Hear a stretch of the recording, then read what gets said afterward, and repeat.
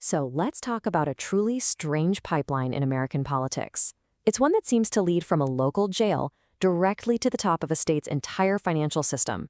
It's a wild story about power, loyalty, and ambition, all playing out in America's smallest state.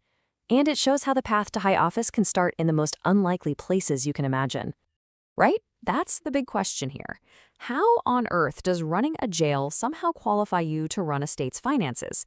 It sounds kind of ridiculous, but as we're about to see in the super tight-knit world of local politics, the lines of power can get, well, they can get incredibly blurry.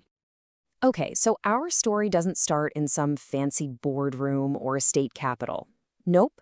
It starts behind the walls of a detention facility in Central Falls, Rhode Island. And this isn't just any local jail.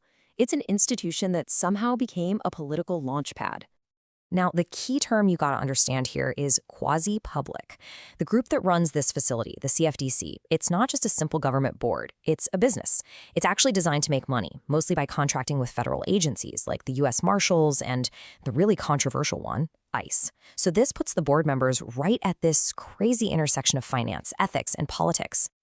And when we say finance, we mean big money. The stakes were absolutely enormous. A massive $106 million bond turned this place into a serious financial player. So the pressure on the board wasn't just about managing a jail, it was about making enough cash to pay back some really powerful bondholders. This wasn't some small-town committee meeting. This was big business. All right, so right in the middle of this whole storm, you got three key figures. There's James Diasa, the ambitious young mayor who's in charge of appointing the board. Then you have his appointee, Joseph Molina Flynn, who's the board chair. And finally, Wilder Arboleda, the vice chair. At this point, their careers are all tied together, but one single crisis is about to send them down three dramatically different paths. And that flashpoint, it hits in 2019. It was one of those moments that forced the board to choose between its financial duties and a huge ethical challenge. And that choice, well, it would end up defining all of their futures. The whole conflict really boiled down to this one thing: a principled stand.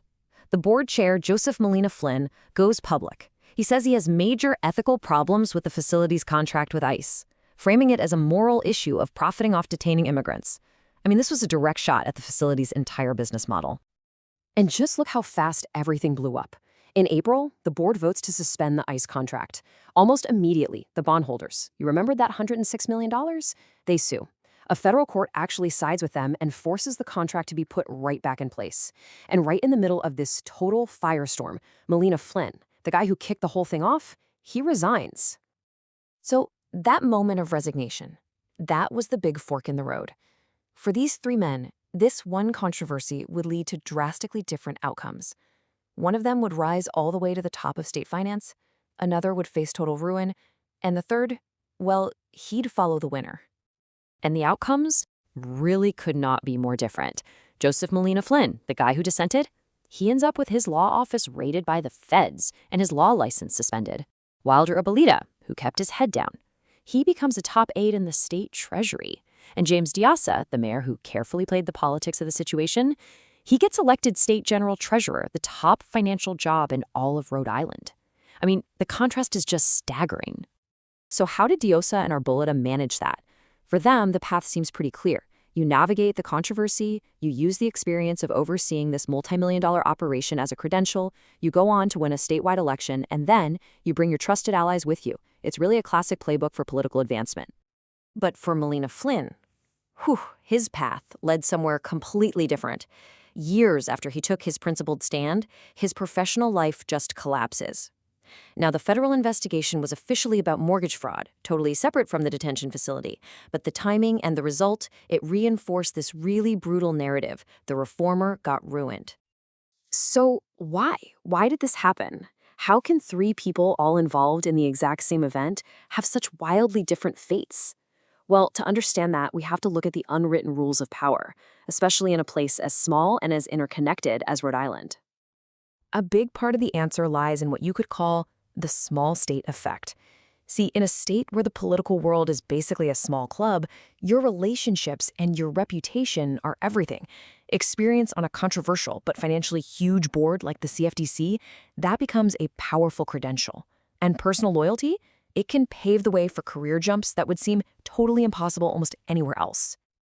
You know, when you boil it all down, the system itself made a choice. It created what you could call a reward loop for loyalty. Arboleda, the trusted ally, got promoted. But at the same time, it showed everyone the consequences of dissent. Melina Flynn, the reformer, was left totally isolated. This sends a really powerful message to anyone else who might be thinking about challenging the status quo. It creates what they call a chilling effect. And here's where it gets even more interesting. This might not be just a Rhode Island story. Take a look at the parallel with New York's Attorney General Letitia James. You have two reformers of color who took on really powerful financial interests, and both of them later faced federal investigations related to mortgage fraud. It suggests there might be a pattern here, where the system pushes back against those who challenge it, often by going after their own financial dealings. It's really a powerful way to think about what happened here. The person who rocked the boat ended up underwater, but the ones who steadied it, they sailed on to new destinations. The system rewarded the people who maintained stability, even in a controversial business, and it left the one who caused all the disruption to basically fend for himself. And all of this leaves us with one last really critical question, because this story isn't just about three guys. It's about how our political systems actually work. When loyalty is valued more than ethical dissent, what does that mean for accountability, for reform, and for the public those institutions are supposed to be serving? That's a question that really affects all of us. Thanks for joining me on this one.